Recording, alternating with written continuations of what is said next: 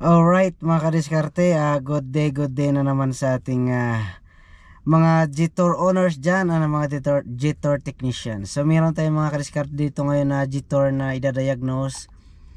Ito ay galing sa ibang lugar din ito galing. Pero sakop naman siya ng Saudi Arabia. So chinik na rin dun sa labas, ang sabi daw ay makina ang problema. Kasi may mga ebidensya tayo dyan na na-check na rin nila. So ngayon ay double check natin kung makina natin, no choice tayo. Pero ang sasakyan ay X70S, covered pa naman siya ng warranty, so chichikin natin.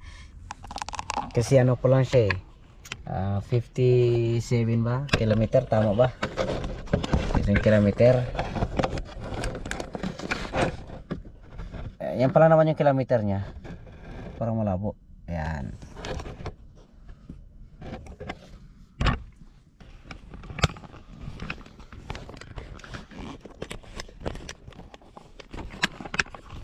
So yun mga kadiskarte, tinawag at kasi dito. Ang sabi ng customer daw ay makina. So sabi ko dalhin mo dito kasi hindi ako pwedeng pumunta dyan sa lugar ninyo. So dinala nila dito, kanina lang dumating. So chinik ko kaagad. Umaandar naman yung kanyang makina. So medyo garal-galan siya kasi may misfire. So hindi ko lang alam kung na-check din nila doon ng diagnostic tools.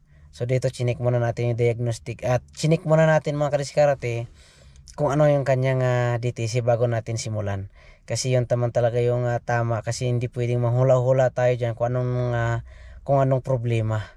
So based sa ating scan tool, mayroon siyang misfire sa number 2 cylinder. Ayun. Puro misfire. Misfire, number 3 cylinder. So misfire, puro misfire yung kanyang DTC mga kadiskarte. So yun ang chichikin natin ngayon. Yan. Kung alin siya ng misfire. Kasi base experience ko, dalawa lang naman yan So ang gagawin natin dyan, check muna natin yung mga possible cause nito. Spark plugs, injectors, at saka magano tayo ng compression test para malaman natin. So kung okay yung kanyang compressions, check natin yung electrical niya. Ganun lang naman yung checking ng mga misfire. So checkin muna natin. So ito pala mga kadiskarte, hindi ko pala alam. Sa branch pala namin to na i-check, no, sa ibang lugar. So hindi pala sila doon gumagawa ng mga makina. Kaya dinala dito sa amin. Akala ko kasi sa ibang shop tiningnan. So ito nga tinanggalan nila ng coil ito. Yung mga tornilyo nga nandun pa sa kanila. Tapos meron pa dyan actuator sa transmission. Tinanggal din nila, nandun din sa kanila. So ipapadala dito sa atin. So ngayon ay binubunot ko mga kadiskarte yung kanyang injector socket para ma-check ko yung kanyang misfire kung number 2 ba talaga or anong cylinder siya. So dito sa number 2 na binunot ko mga kadiskarte ay walang reaction yung makina. Ayan. Ganun pa rin yung kanyang andar. Pagdating dito sa may ibang injector, binunot ko na rin dyan. So wala rin tayo nakita na ibang problema dyan. So tinignan ko na rin mga kadiskarte yung kanyang supply ng injector. Okay naman lahat, pare-parehas yung kanilang supply dyan. Pare-parehas yung nababasa dyan sa DMM natin. So binubunot ko pa dyan yung ibang injector dyan para matesting ko talaga. Ha? Dito number 2. Number 2, 3 ang ano niya, yung spare ko.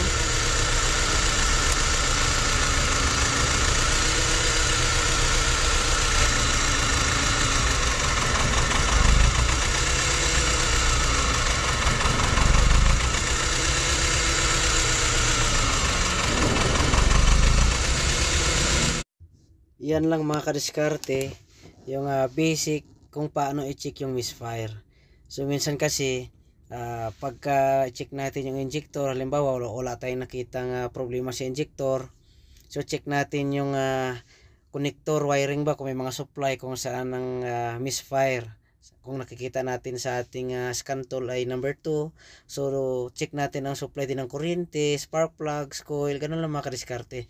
At kung lahat ay okay, wala tayong nakitang problema dyan sa kanyang coil, spark plugs, injector, electrical niya okay. So gagawin natin mga kadiskarte, mag-proceed tayo sa compression test. Check natin yung compression test, baka doon nagka-problema sa kanyang compression mga kadiskarte. Sa piston ring niya baka doon singaw. So yun ang i-check natin next.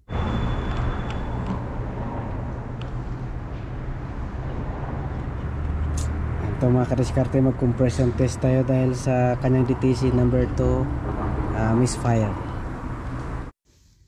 Ito mga kadiskarte, cylinder number 1. So kukompresyon natin. So makikita natin ito mga kadiskarte na unang crank pa lang ay talagang pumapalo na siya sa 90 PSI. So dito tayo mga kadiskarte sa pangalawang cylinder mga kadiskarte. Ito yung misfire. So check natin kung ang compression ba ay ganon din dun sa number 1.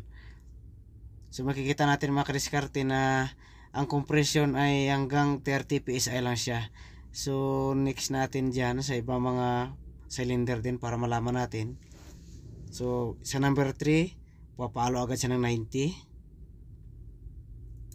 Yan, 90 plus. So number 4 ganon din. So mabilis talaga yung akyat niya. So ito lang talaga ang number 2 ang medyo talaga mababa talaga ang compression. So no choice tayo dyan, buksan natin yung makina mga kadiskarte.